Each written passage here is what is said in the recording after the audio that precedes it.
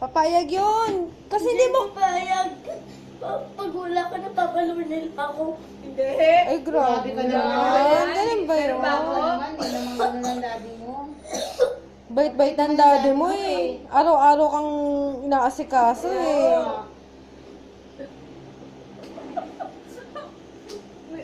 Pinapalo nga kasi matigas ang ulo mo.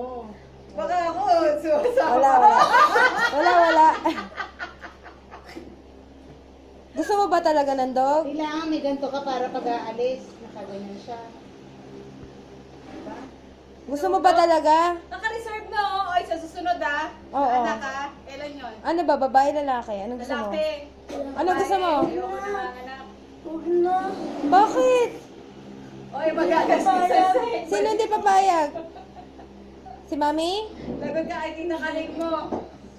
Kahit ikaling, oy, babayaran ko pa ito. Malang pandikit nito. Ate Michelle, kawawa naman. Ito, sasabunin ka pa. Wala na ng pag-access dito. Love you, Pao. Susunod nga.